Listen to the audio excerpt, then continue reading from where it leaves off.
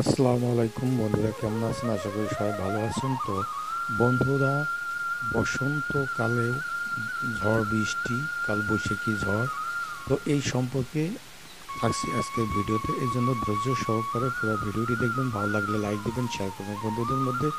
আর অবশ্যই আমার চ্যানেলটি সাবস্ক্রাইব করে অল নোটিফিকেশনে ক্লিক করবেন এবং ফেসবুক থেকে যারা দেখছেন পেজটি ফলো করে পাশে থাকবে পরবর্তী নতুন নতুন ব্লগ ভিডিও পাওয়ার জন্য। তো বন্ধুরা, আমরা চলে যাচ্ছি মূল ভিডিওতে।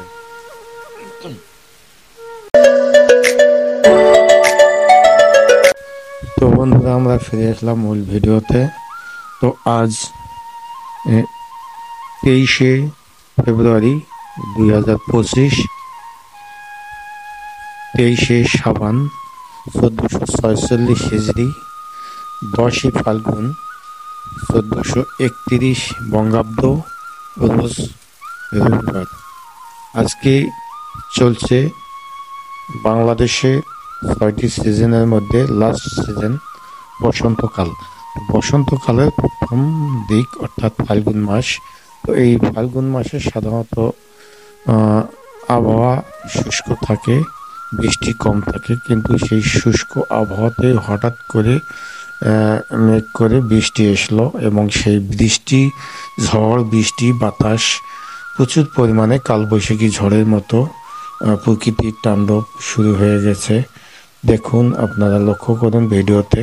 তো আসলে এত হুট করে আকাশের পরিস্থিতি এরকম হবে ভাবাই যায়নি।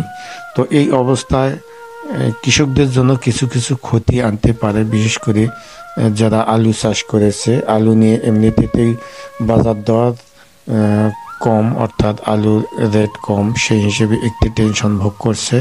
এবং সেই সঙ্গে বৃষ্টি হওয়ার সঙ্গে আলুর একটু ক্ষতি হতে পারে, আলুতে পঁচারি ধরতে পারে, আলুতে পোকা আক্রান্ত হতে পারে যারা এখনও আলু তোলেনি তাদের জন্য।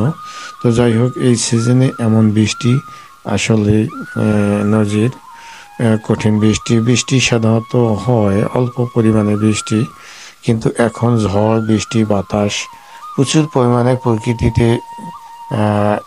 গাছগুলো এতদিন জবুথবু হয়েছিল কয়েক মাস ধরে, এখন সেই গাছগুলো সহ নড়াচড়া শুরু হয়ে গেছে ঝড় বৃষ্টির কারণে। তো উপভোগ